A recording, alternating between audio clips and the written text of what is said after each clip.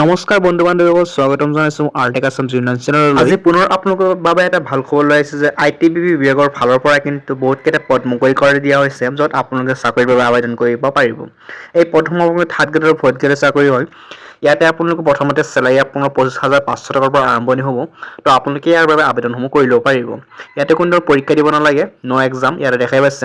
যোগ্যতা আপোনাৰ 10 পাছ 12 পাছ কৰিলে কিন্তু পাই যাব। এতিয়া আপোনালোকে আবেদনসমূহ কৰি লওক। গোটেইখিনি ডিটেইলছ আপুনি ভিডিঅ'টোৰ মাজত গম পাই যাব। ভিডিঅ'টো স্কিপ নকৰি শেষলৈকে চাব আৰু যদি মোৰ চেনেলত নতুন হয় চেনেলটো ছাবস্ক্ৰাইব কৰিব, এনেকুৱা আপডেট ডেইলি পাই থাকিব। তো ফ্ৰেণ্ডসকল, আপোনালোকে ইয়াত দেখা পাইছে ITBP যিটো হয়, ইয়াতে কিন্তু নটিফিকেশ্যন অলৰেডি কিন্তু আউট হৈছে। তো আপোনালোকে অৰ্গেনাইজেশ্যন নেমটো দেখা পাইছে Indo Tibetan border police force. এইটো কিন্তু ITBP মানে হৈছে ইণ্ডো টিবেটান বৰ্ডাৰ ফ'ৰ্চ। কিন্তু আপোনালোকে ইয়াতে পদকেইটা মুকলি কৰি দিয়া হৈছে। পোষ্ট নম্বৰত দেখা হৈছে কনষ্টেবল আৰু হেড কনষ্টেবল দুটা তৰফৰ পৰা কিন্তু পদ মুকলি কৰা হৈছে।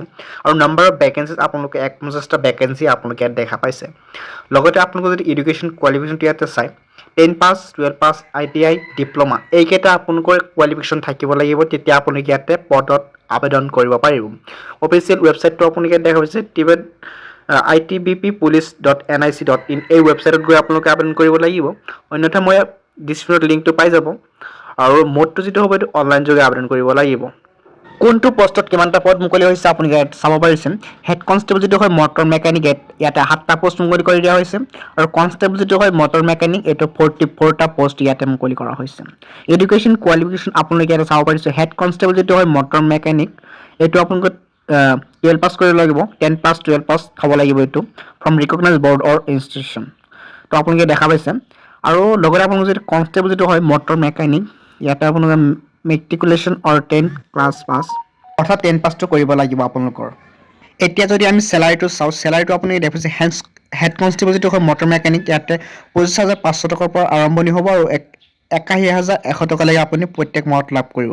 আৰু যদি কনষ্টেবল হয় মটৰ মেকানিক, এইটো 21,700 টকাৰ পৰা আৰম্ভণি হ'ব আৰু 72,100 টকা প্ৰত্যেক মাহত লাভ কৰিব।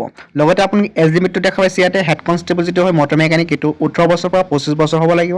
আৰু কনষ্টেবল যিটো হয় এইটো মানে দুইটা ছেমেই, এইটো 18 বছৰৰ পৰা 25 বছৰ দুইটাতে হ'ব লাগিব।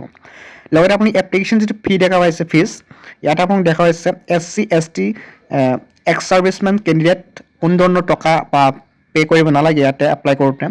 তো লগতে অল আদাৰ কেণ্ডিডেট বাকী যিবোৰ আছে আপোনালোকৰ জেনেৰেল OBC এইবোৰ কিন্তু 100 টকা পে' কৰিব লাগিব। আৰু মোড অফ পে'মেণ্ট যিটো হয় এইটো অনলাইন যোগে পে' কৰিব লাগিব, ইয়াতে আপুনি দেখা পাইছে। Selection processটো আপুনি ইয়াত দেখা পাইছে। Selection process will be based on physical efficiency test, physical test, document verification, written exam, practical test, medical test। এইকেইটা কিন্তু আপোনালোকৰ টেষ্ট কৰাৰ পিছত আপোনালোকে চাকৰিসমূহ লাভ কৰিব। আপোনালোকৰ পৰীক্ষা হ'ব, আপোনালোকৰ মেডিকেলটো টেষ্ট হ'ব। এইটো যদি আপুনি পাছ কৰে ইয়াতে, তেতিয়া আপুনি চাকৰিটোৰ বাবে কনফাৰ্ম হৈ যাব। How to apply interest and eligible candidate May apply online through the official website ITBPpolice.nic.in আৰু বিফৰ 22 জানুৱাৰী 2025 আগতে আবেদনসমূহ কৰিব লাগিব। ইম্পৰ্টেণ্ট ডেট দেখা পাইছে। ষ্টাৰ্ট ডেট আপোনালোকৰ 24 ডিচেম্বৰ পৰা কিন্তু আপোনালোকৰ আৰম্ভণি হ'ব আৰু 2025 22 জানুৱাৰীলৈ কিন্তু আপুনি আবেদনসমূহ কৰি ল'ব পাৰিব। তো বহুত সময় আছে আপোনাৰ হাতত, আপোনালোকে তেতিয়া আবেদনসমূহ কৰি ল'ব পাৰিব।